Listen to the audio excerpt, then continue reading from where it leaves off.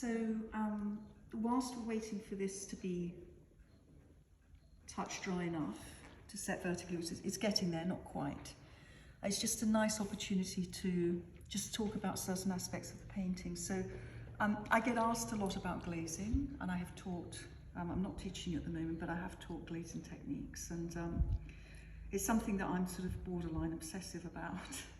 But if you think about it, you know, most of the history of oil painting is the history of glazing until very recent times, and oil paint was really developed as a glazing medium to be applied over tempera underpainting. So, you know, when you're glazing with oils, they're really in a happy space. That's what oils were designed to do, you know, and it's something they do beautifully. So, you know, glazing is something I use in my work all the time.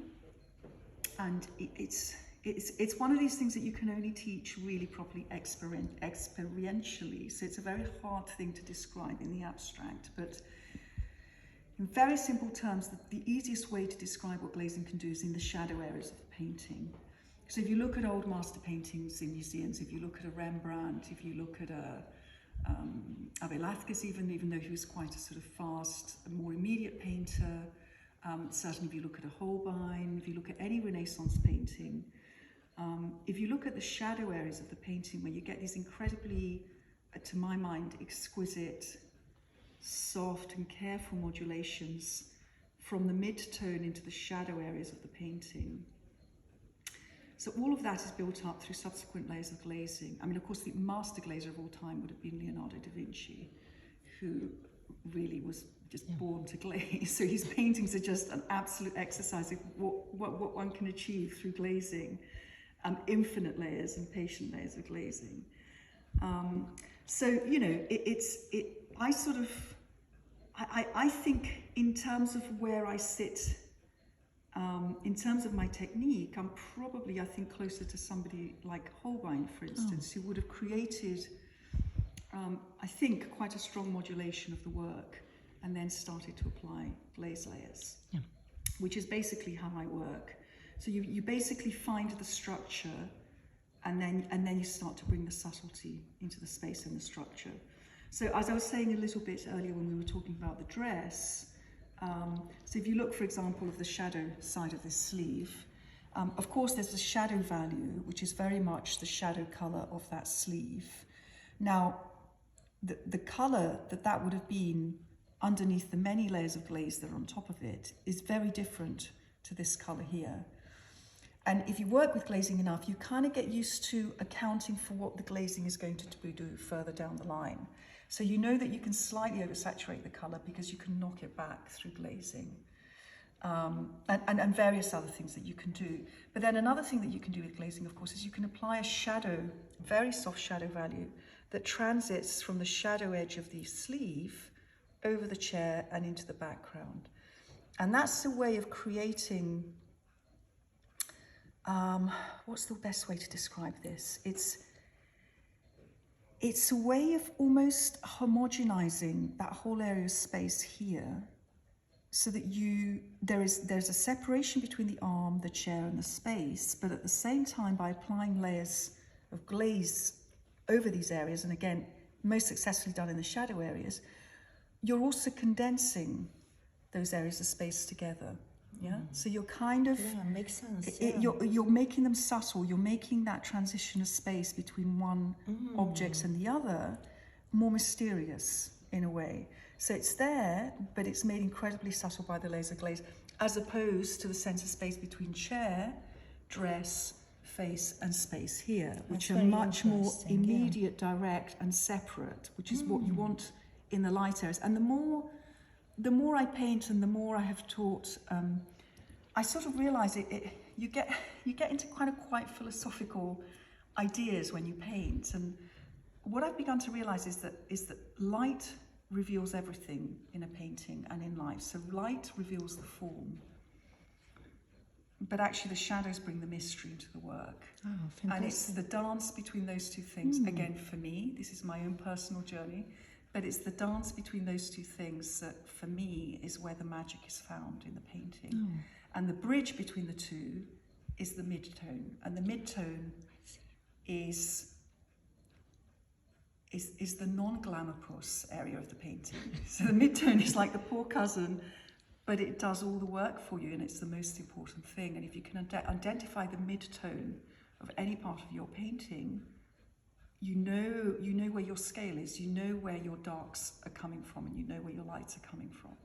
There's a lot of structure, there's a lot of architecture behind it. I've probably gone off on a slightly weird tangent, but this is what happens when you talk about... Tell me something about it behind that painting. So this is interesting, because this area of the painting, so this was a painting by Gainsborough of Queen Charlotte, which was in the room where the sitting took place at Windsor Castle. And I wanted to include, obviously, aspects of the room, the carpet, the wall. They're slightly jiggled around in a slightly different architecture to what they were in the room, but I certainly wanted to bring one of the paintings. So it's a room that has many beautiful historical paintings. That's the one that really grabbed me. It's a really exquisite, I love Gainsborough as a painter anyway, but it's a really exquisite painting. And it has this lovely, jolly little dog prancing around, which I thought would be a really lovely element to bring into the work.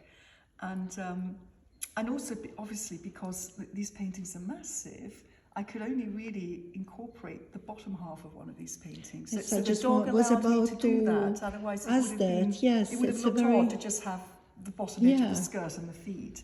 So the dog was a gift, really. It allowed me to use that element of the painting. But the interesting thing about Gainsborough, of course, is that he's another artist that would have used a lot of glazing in his painting process. But at that time, what artists would use, the way that glazing was being used in that time, was very much in a sort of imprimatura way. So it would have been building up the... imprimatura basically means just working on a toned ground, which is normally toned with a layer of glaze. But then what that allows you to do is it allows you to build up through glaze layers, which are subtle, transparent, your kind of light hierarchy and your structure of the painting. And you only really arrive at the opaque values at the very last stages of the painting. So it's kind of glazing first, opacity later. There's another way where you start with opacity first and then you build up the glazes as you go along, which is how I tend to work, except now I tend to work with opacity first, glazing, a bit more opacity, glazing, and of course what I tend to do a lot, which I think any artist that uses glazing does, because it just feels like the right and instinctive way to use glazing, is that you apply a layer of glaze and then you bring opaque values back into the layer of glaze when it's still wet. So you're painting opaque values wet into glazed areas.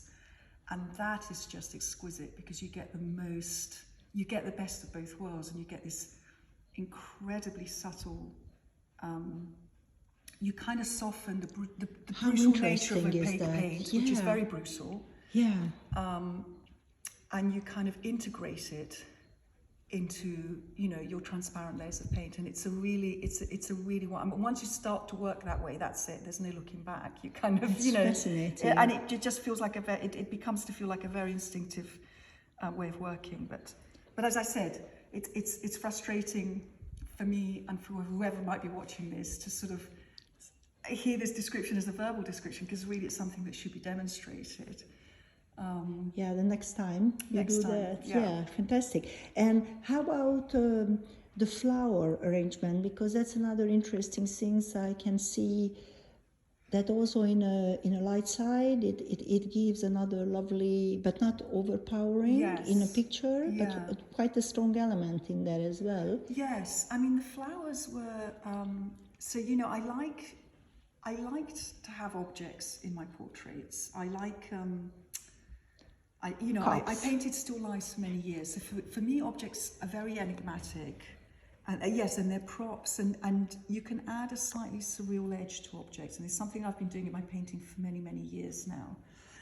And I knew that I wanted a little surreal touch in this painting, but I really didn't know where it was going to appear.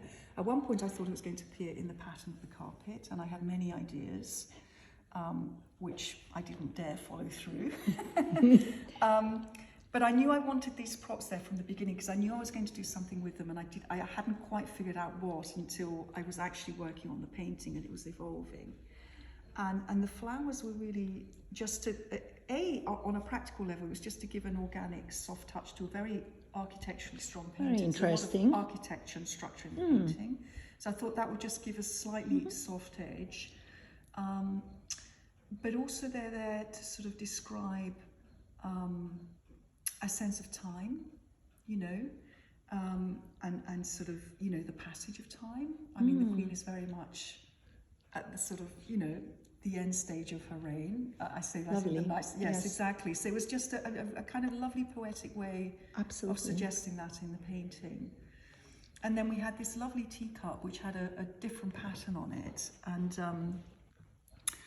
and I wanted to, this was the idea that really kind of evolved from the carpet onto the teacup, bizarrely. So when I was working on the carpet, I kept thinking of Holbein's Ambassadors all the time, because it's one of those paintings, there's that incredible kind of floor structure to the painting. It's something I love, a good floor structure in a painting. It's something I must have like an architect desperate to get out of my brain somewhere.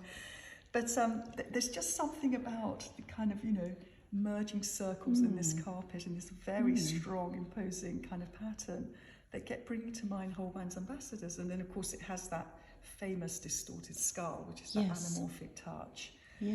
And so that's when I thought, hang on, maybe what I need to bring into this painting is a touch of anamorphism.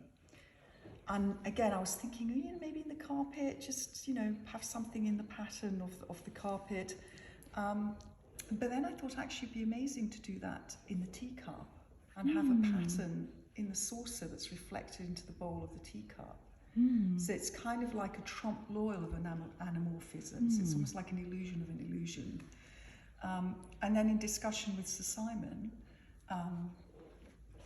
we sort of agreed that the insignia that's associated with the Foreign Office, which is the Cross of St. Michael and St. George, would be a really, because obviously the portrait is commissioned for the Foreign Office. Yes. It would be really nice to have, and the insignia is a beautiful design, that I would sort of put that on the saucer so that's kind of anamorphically distorted so that it's reflected into the gold of the cup, and only then is the pattern revealed. But again, I had to do it in a very subtle way because all of this was invented. No such cup exists. Oh, fantastic. But maybe somebody should know. Now we should do it. Yes, yeah, exactly. It's very beautiful. It's very beautiful. It's a nice idea. And actually, when you research kind of anamorphic illusions, there's a real, because of course, you know, anamorphism was sort of discovered, you know, in the Renaissance times when artists were obsessed with perspective and the illusion of perspective, and it's like a tangential, like a rarefied arm of perspective, really, perspectival study. Yes. So I like playing around with ideas. Yeah, it's very interesting how you use so many different kind of patterns and textures, and you starting with the carpet pattern, and then the carpet pattern fades away and beautifully orchestrated the flower patterns, and the flower patterns follows the Gainsborough Dots pattern, and it's so many hidden compositions in your paintings. Yeah, and it's interesting because the Gainsborough, my version of the Gainsborough, is a completely different colour palette to the rest of the painting. Yeah, that's another, And actually that was interesting because that was again an element, well, because that's how the painting is historically. Yes. Yeah. So, you know, there's a lot of colours here that are, I mean, these blues, you know, would not have existed at the time of, you know. And again, this is an element that came in kind of rather late at the painting stage because I knew exactly what I was going to do there, and that was fine. And then when I added that, I thought, my God, that's really enriched the painting, because having that colour palette against this colour palette is making these colours come out. They kind of, it's almost like having complementary colours bouncing off against each other in a painting. You know, these are not complementary colours, but it's the same sort of thing. They're very different colour families. So there's a kind of, it's creating a sort of, you know, they're complementing each other in the painting, which is rather nice. Very beautiful.